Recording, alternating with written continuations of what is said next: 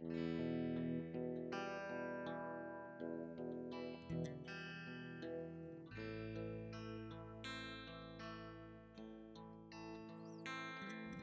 everyone, how you doing? My name is Alex Jack. I am 32 years old. I was born and raised in Grove City, Pennsylvania. I lived with my mom and dad and two brothers. The summer between 6th and 7th grade, my family decided to move to the next town up. So therefore, I had to make all new friends. 13 years old, that's an awkward age for a guy. The group of guys that I started running around with, they were doing drugs here and there. There was a lot of just drinking and little prescription pill usage here and there. It wasn't anything that got out of control. It was more or less just recreational. I made it through high school. I actually did very, very well. I went on to college then, and that's where everything took off for me. I stayed in college for 3 years, but my last year and a half, my grades weren't the best. I ended up withdrawing out of school after my 3rd year. And at that point, my opiate addiction was about $150 a day, and that was just to keep me from being sick and just to keep me feeling normal.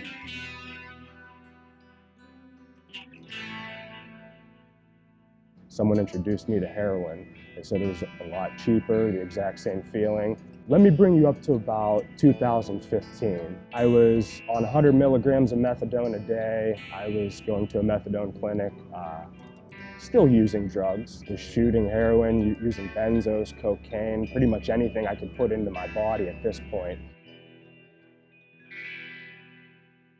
I was over in Ohio getting drugs, and by the grace of God, we got arrested. They locked me up in jail. I was in jail for 30 days, and in Trumbull County Jail, there was no detoxification off any drugs. I had to kick it cold turkey.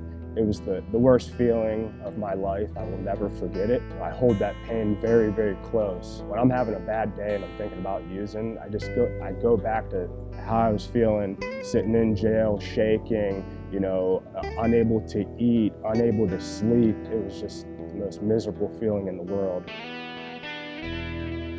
I say that now, but I didn't stay sober after that. I got out and I was clean and sober and I was feeling great. I had about, I'd say 3 months of clean time under my belt. Thought it was a good idea, maybe one night we could go out drinking. I thought, I can handle a few drinks, that's no big deal. A few drinks led to some other things, and before I knew it, I was in a hotel room shooting heroin by the end of the night.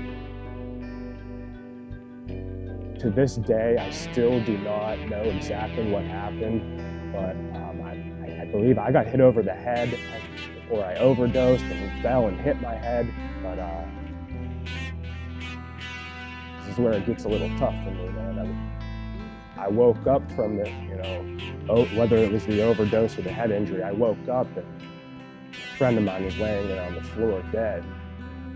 Needles scattered everywhere, pills everywhere. That was one of the toughest days of my life. It's ingrained in my memory, and I wish I could forget it, but I had missed a probation appointment. I had to go see my PO. They drug tested me. I tested positive for heroin, so shipped me off to jail. I wrote the judge a letter begging him to let me go to treatment, and sure enough, he gave me a chance. He let me go to a long-term treatment in Cleveland called the Ed Keating Center. It's a 9-month program. I was doing great. I was there 8 months.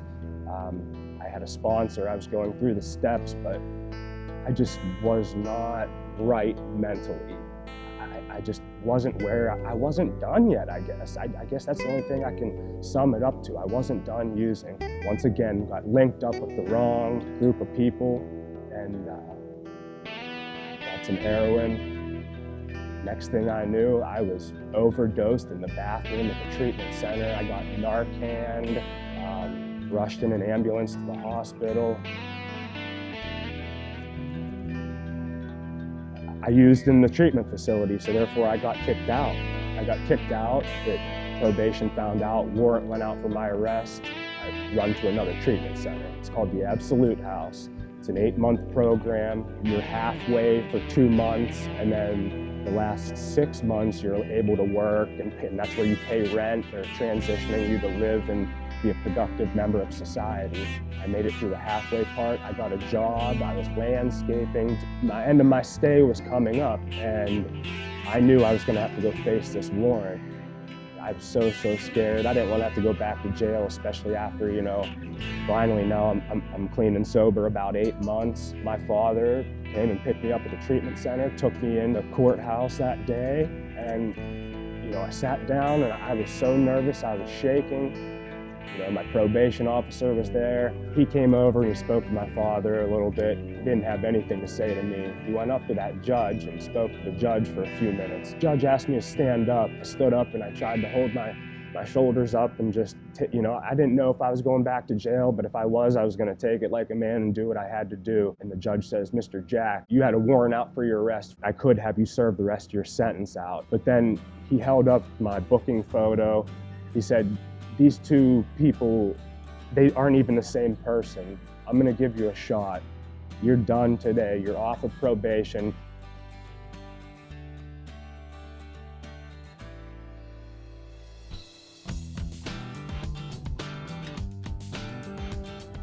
I just wanted to introduce my wife, Alicia Jack. She's been a big inspiration and very influential in my sobriety. We just celebrated our 1-year wedding anniversary yesterday.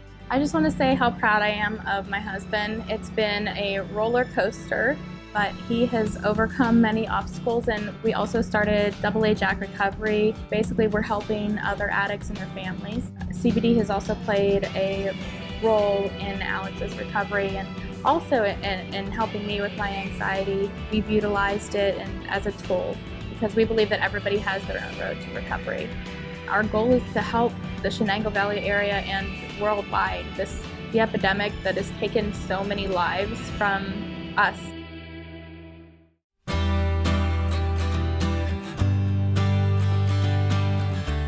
When I overdosed at the Ed Keating Center, I was in the ambulance on the way to the hospital, and I feel like that was my spiritual awakening. I just got hit with all these emotions. I didn't want my parents to have to bury their son. I didn't want my daughter to have to grow up without a father.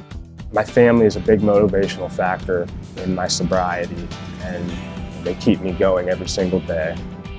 I didn't want to put my family through the burden of having to bury me.